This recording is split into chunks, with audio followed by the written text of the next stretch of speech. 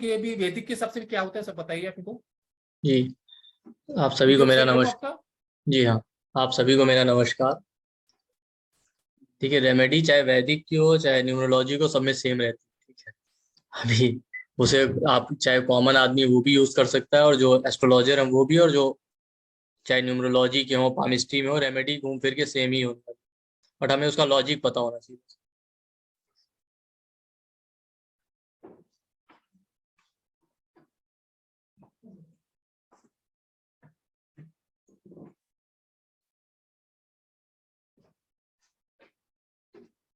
जी हाँ, रेमेडी से पहले हमें पता होना चाहिए कि रिस्पॉन्सिबल कौन है हमारे मैरिज के। ठीक है, जैसे हम न्यूमरोलॉजी में आप लोग कहते हैं 2 6 आप यूज कर रहे हैं, बेसिकली 6 नंबर वीनस का होता है। ठीक है, आपका वीनस अच्छा होगा तो आपका मैरिज हो सकता है, नहीं होगा अच्छा तो मैरिज नहीं होगा, या हो भी गया तो मैरिड लाइफ बहुत अच्छी नहीं रहेगी, या आपको चाइल्ड बर्थ में इशू आएंगे, क्योंकि मैरिज है, चाइल्ड बर्थ है, सब वीनस के अंडर आता है।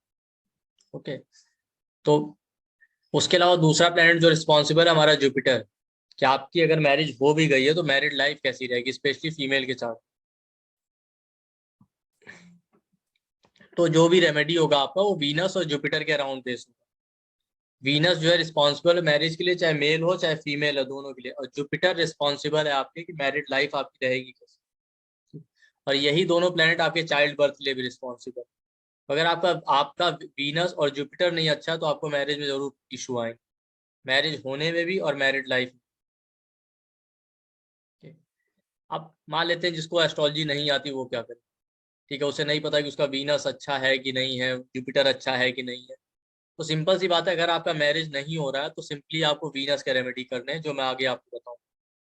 और अगर आपका मैरिज हो गया है और मैरिड लाइफ नहीं अच्छी है तो उसके लिए रिस्पॉन्सिबल है बेसिकली जुपिटर। आपको जुपिटर का रेमेडी करना है।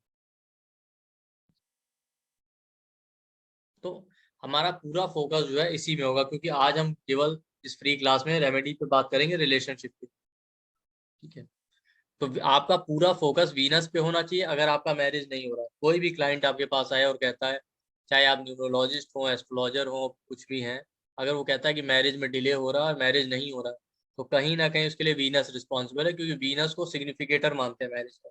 कारक 6 नंबर वीनस का होता है। कारक को हम एज अ गॉड ट्रीट करते हैं। तो जो रेमेडी मैं बताऊंगा वो भी आप कर सकते हैं, जो मेरे अलावा आपको और आती है, अगर वीनस से रिलेटेड आपको लगता है तो आप उसको भी कर सकते हैं। दूसरा है जुपिटर। मान लेते हैं कोई कहता है कि हमारा मैरिज हो गया पर मैरिड लाइफ नहीं अच्छी चल रही, मैरिड लाइफ में कंटिन्यूअस कॉन्फ्लिक्ट हो रहा है, तो उस केस में आपको जुपिटर का रेमेडी करना है। नेक्स्ट स्लाइड चेंज कर दीजिए। जैसे सर ने आपको बताया कि जिसकी शादी नहीं हो रही, जिसकी जी शादी में डिले हो रहा है, उन लोगों को विनस की रेमेडी यूज करना है, जो आगे आगे सर बताएंगे। और जी जिनकी शादी होने का तकलीफें आ रही है उनको जुपिटर की करना है। जी हाँ अभी कोई हैंड रेस मत कीजिए, अभी किसके डाउट नहीं लेंगे। सेशन के एंड में हम सभी लोग के डाउट लिए जाएंगे, क्योंकि जो शादी का मैटर है बहुत ही कॉम्प्लिकेटेड रहता है। हम चाहते हैं आप सबकी हेल्प करें। जी हाँ। आप थोड़ा वेट कीजिए।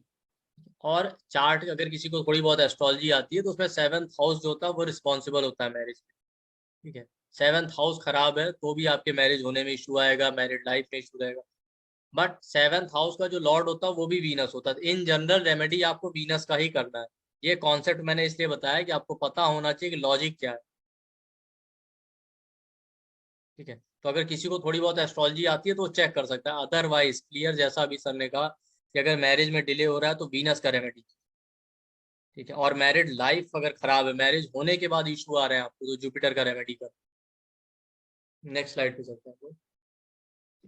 अब कौन कौन से फैक्टर रिस्पॉन्सिबल हो सकते हैं। ठीक है, जैसा अभी आप कह रहे थे 2 7 6 मिसिंग है, तो 6 बेसिकली सबसे कॉमन इसमें 6 है। तो अगर मान लेते हैं आपका वीनस बहुत ज्यादा कम्बस्ट है, कम्बस्ट कहते हैं सारे 9 प्लेनेट हैं, उसमें वीनस आपका सन के बहुत क्लोज है, तो आपका मैरिज होने में इशू आ जाएगा।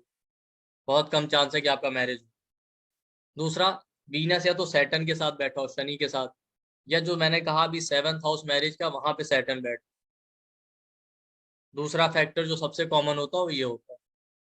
तीसरा कॉमन फैक्टर होता है वीनस रेट्रोग्रेड। रेट्रोग्रेड मतलब कहते हैं वक्री, मतलब सारे प्लेनेट आगे की तरफ मोशन कर रहे हैं, पर अगर कोई प्लेनेट आपके चार्ट में पीछे की तरफ जा रहा है तो उसको कहते हैं रेट्रोग्रेड। आप सॉफ्टवेयर में जब भी चार्ट बनाएंगे तो वहां बना रहता है, आर लिखा रहता है। तो वीनस जो मैरिज के लिए रिस्पॉन्सिबल, अगर वो पीछे की तरफ मोशन कर रहा है तो भी आपके मैरिज होने में प्रॉब्लम है। नेक्स्ट स्लाइड पे देखते हैं, नेक्स्ट स्लाइड। हाँ, अभी यहाँ पे रेमेडी जो है वो इनके लिए स्पेसिफिक आप देखिए लिखा है मैंने कि डिले हो रहा है जिनकी मैरिज, और जिनकी मैरिड लाइफ में प्रॉब्लम वो हम नेक्स्ट स्लाइड पे देखेंगे। तो यहाँ पे जो ये रेमेडी लिखी है वो सारी की सारी रेमेडी डिले मैरिज के केस में। अब डिले रेमेडीज में आते जिसकी शादी जिसकी मैरिज में डिले हो रहा है, शादी नहीं हो रही, होके टूट रही या शादी नहीं जम रही, जी उनको ये वाली रेमेडी करना है, बरोबर साहब? बिल्कुल ठीक है।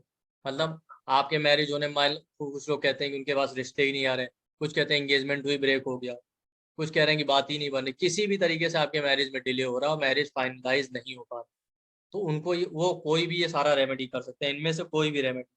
ठीक है, इसलिए मैंने बहुत सारे दिए, जिसको जो अफोर्डेबल हो और इजी लगे वो कर सकता है।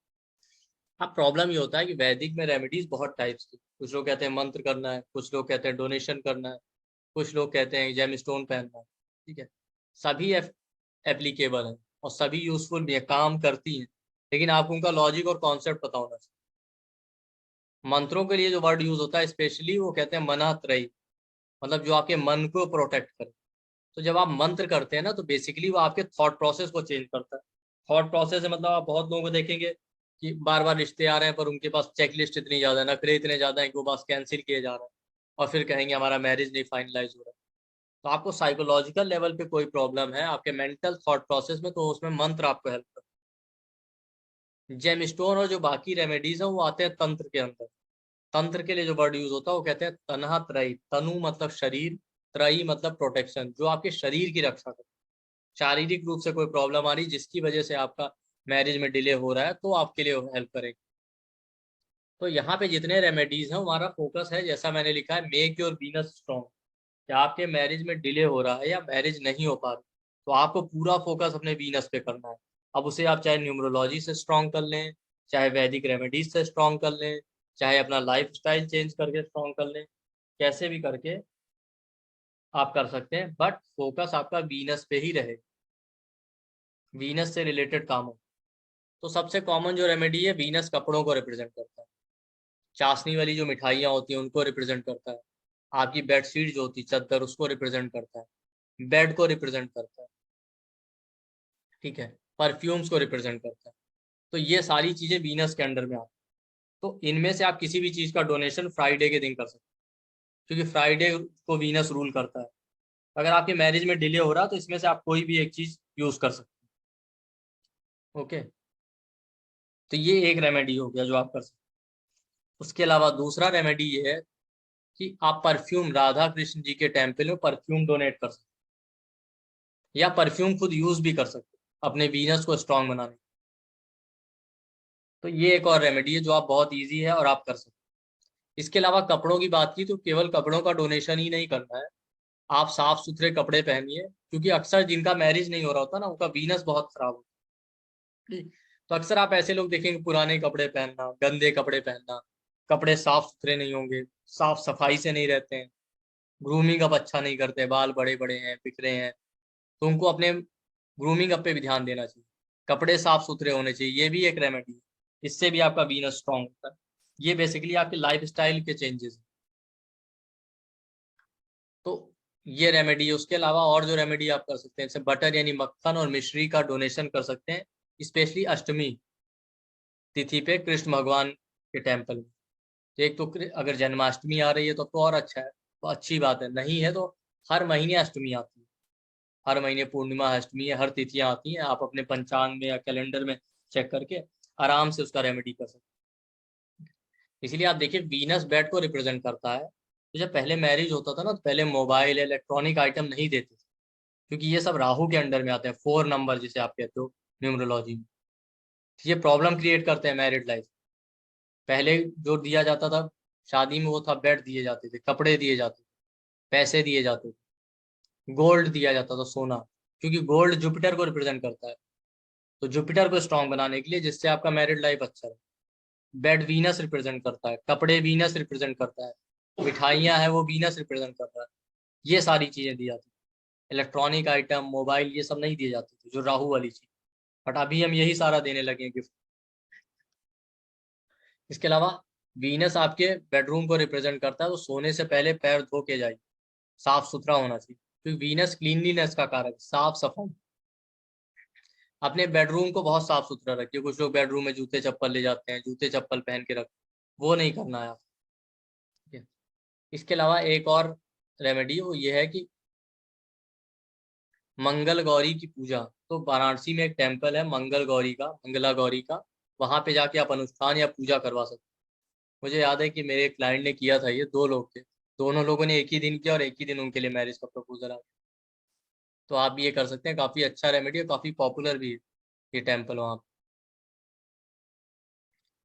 इसके अलावा वीनस जो रिप्रेजेंट करते हैं भगवान में, वो है लॉर्ड परशुराम को, भगवान परशुराम। उनकी स्टैचू या मूर्ति भी आप अपने घर के मंदिर में रख सकते हैं और उसकी पूजा कर सकते हैं। बाकी देवियों में वीनस यानी शुक्र ग्रह रिप्रेजेंट करता है लक्ष्मी जी को, तो इनके लिए आप उनके मंत्र का चैंटिंग कर सकते हैं, ओम श्री लक्ष्मय नमः 108 टाइम्स कंटिन्यू कर सकते हैं 2 से 3 महीने। ठीक है, और नेक्स्ट स्लाइड हम देखते हैं। ये जो मैं आपको रेमेडी बताई जा रही है वो उनकी रेमेडी जिनकी शादी नहीं हो रही है, शादी में रुकावटें आ रही है। नहीं, ये आप सारा लोग चाहे तो इसका जी हाँ आप लोग चाहे तो इसका स्क्रीनशॉट ले सकते हो, जी। लेकिन आपको ध्यान में रहेगा। हाँ सर बोलिए। और इम्पॉर्टेंट बात है कि इसके लिए आपको चार्ट देखना आता है, न्यूमरोलॉजी आए चाहे ना, इससे कोई मतलब नहीं। आपको प्रॉब्लम कोई भी इसको कर सकता है, कोई लॉस नहीं, सबको बेनिफिट हो, इनमें से कोई भी रहना। जिनकी भी, अगर आप कॉमन आदमी हो जिसका कुछ भी नहीं मालूम है न्यूमरोलॉजी एस्ट्रोलॉजी के, तो भी आप ये कर सकते हैं। सिर्फ इसका एक कारक है, आपकी जी शादी नहीं हो रही है, शादी में डिले हो रहा है, तो आप इसमें से कोई भी रेमेडी जो आपको सूट करती है वो कर सकते हो। जिन लोगों को चाहिए वो लोग स्क्रीनशॉट ले लीजिए, फिर मैं आगे चलता हूँ।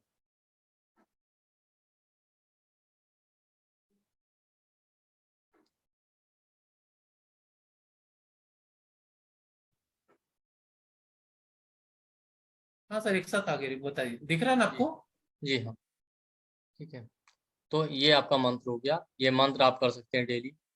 उसके अलावा जो है, आप वीनस जो रिप्रेजेंट करता है जेमस्टोन, बहुत से लोगों को जेमस्टोन ज़्यादा प्रेफर करते हैं, तो ये लोग जो है डायमंड पहन सकते हैं, 7 रत्ती का डायमंड, जो आपके मिडिल फिंगर। बट पहनना किसमें, राइट हैंड की मिडिल फिंगर। हमेशा ध्यान रखें, जब भी आप रत्न पहने या जेमस्टोन पहने, तो जिस भी ग्रह का पहने, अगर आपकी उसकी क्वालिटी अपनी लाइफ में बढ़ानी है तो हमेशा सीधे हाथ की उंगलियों में पहने। अगर उसकी क्वालिटी कम करनी है तो उसको लेफ्ट हैंड की उंगलियों में पहना जाता है। तो आपको वीनस का जेमस्टोन डायमंड जो है राइट हैंड की मिडिल फिंगर में पहनना है, क्योंकि वीनस को स्ट्रॉन्ग करना है। इसके अलावा आप फास्टिंग कर सकते हैं फ्राइडे को। तो फ्राइडे का फास्टिंग इसलिए कहा गया, फास्टिंग के भी कुछ रूल होते हैं। फास्टिंग बेसिकली जिस दिन करना होता है सनराइज से सनसेट तक करना है। सूर्यास्त के बाद फास्टिंग का कोई मतलब नहीं होता, क्योंकि वैदिक कल्चर में, हमारे हिंदू सिस्टम में जो माना जाता था दिन, वो सूर्योदय से लेकर सूर्यास्त तक माना जाता है। जबकि आजकल जो हम टाइम फॉलो करते हैं वो रात 12 बजे से चेंज होता है। तो आपको जब भी फास्टिंग करना है सनराइज से सनसेट तक, सनसेट के बाद फास्टिंग का कोई मतलब नहीं। और फास्टिंग में या तो आप कुछ ना खाएं, केवल पानी पी के रह सकते हैं।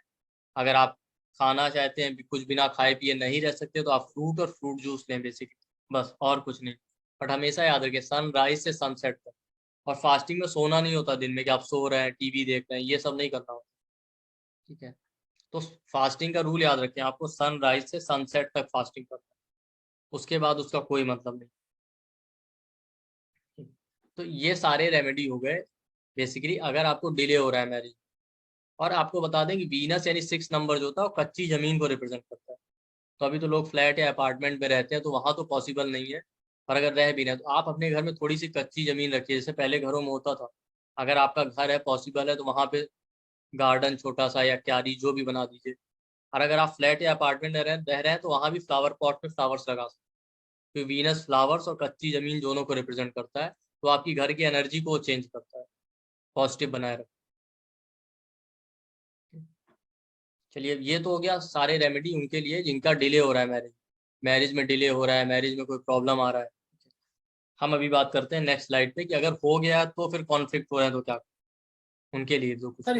इसमें से कोई भी एक दो तीन के कि कितना सब करना है कि एक दो करना है, इसमें नहीं, क्या करना है? कोई भी एक रेमेडी जो आपको इजी लगता है, जो इजीली अवेलेबल है। हमने मल्टीपल ऑप्शन इसलिए दिए हैं, जिसको जो आसान लगे वो कर सकते ओके सर, यार जब तक शादी नहीं होती जब तक करना है, ऐसा बोलना है हैं। आपका? हाँ बिल्कुल। ओके। जिनकी शादी नहीं हो रही है, शादी में रुकावटें आ रही है, ऐसा कोई भी चीज है शादी को लेके, शादी की पहले की बात चालू है, शादी नहीं होना, शादी में रुकावटें, और उनके लिए कोई भी जो 11 रेमेडी है उसमें से कोई भी आप एक दो रेमेडी कर सकते हो, वो जी अच्छा रहेगा।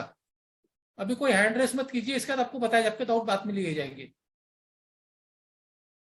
हाँ सर।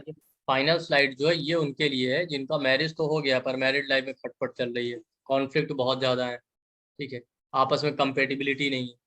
तो मैरिटल हैप्पीनेस उसके लिए रिस्पॉन्सिबल होता है जुपिटर यानी बृहस्पति। इवन जुपिटर की और मैरिटल हैप्पीनेस के लिए नहीं, जीवन में आपके कोई भी सुख है ना, जीवन में सुख है, मैरिटल हैप्पीनेस है, वेल्थ है, सबका कारक जुपिटर। आपका जुपिटर अच्छा है तो बच्चे अच्छे होंगे, आपका जुपिटर अच्छा है तो मैरिड लाइफ अच्छा रहेगा, आपका जुपिटर अच्छा है तो चाइल्ड बर्थ में इशू नहीं आएगा, आपका जुपिटर अच्छा है तो पैसे का कमी नहीं रहेगा, जीवन में सुकून रहेगा। जुपिटर जो वैदिक न्यूमरोलॉजी में रिप्रेजेंट करता है वो करता है 3 नंबर। ओके, तो आप जुपिटर के लिए क्या कर सकते हैं, वो आप ये है कि फास्टिंग कर सकते हैं थर्सडे के दिन। फास्टिंग का रूल सेम रहेगा कि सनराइज से सनसेट तक। जुपिटर रिप्रेजेंट करता है केले के पेड़ को, तो आप 2 केले के पेड़ पेयर्स में फ्लावर पॉट में या कहीं भी अपने घर में प्लांट कर ले और डेली इसमें जल दो, स्पेशली थर्सडे के दिन जरूर देना। इसके अलावा आप गाय को भी खिला सकते हैं, गाय को केला है या कुछ भी है आप थर्सडे के दिन गाय को खिला सकते हैं, उससे भी आपका जुपिटर स्ट्रॉन्ग। जुपिटर मीठे को भी रिप्रेजेंट करता है, थर्सडे के दिन मंदिर में या किसी प्रीस्ट को या पुजारी को आप स्वीट यानी मीठा डोनेशन कर सकते हैं। जो जुपिटर जुपिटर आपके गुरु को रिप्रेजेंट करता है, तो आपके कोई गुरु है तो उनकी सेवा कीजिए, उनके मंत्रों का जाप कीजिए। इसके अलावा आप जुपिटर को स्ट्रॉन्ग करने के लिए अगर आप जेमस्टोन चाहते हैं तो आप येलो सफायर पहन सकते हैं, पुखराज जिसे हम कहते हैं, और मिडिल फिंगर में सीधे हाथ, राइट हैंड की मिडिल फिंगर में आप येलो सफायर पहन सकते हैं। और उसके अलावा बहुत सारे छोटे रेमेडीज हैं, जैसे आप हल्दी का टीका लगा के निकल सकते हैं या केसर का तिलक लगा के।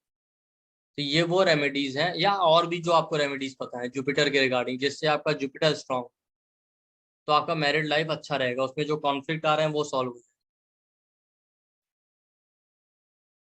तो ये 2 रेमेडीज हैं जो मैंने आपको बताया वीनस और जुपिटर का, कि अगर मैरिज में डिले हो रहा है तो आप कैसे कर सकते हैं, और अगर मैरिज हो गया है पर उसमें कोई इशू आ रहा है तो। चलिए सर इनका क्वेरीज ले लेते हैं। हम मोहन के जी खुद कन्वर्ट कीजिए,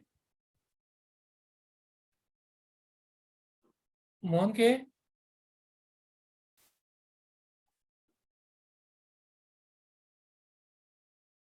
अभी जिनको डाउट है आपके, ये जो सवाल है आज का मैरिज को लेके है, जो भी आपके डाउट है सवाल लिए जाएंगे आराम से, बहुत टाइम है अपने पास। राकेश खन्ना जी बोलिए।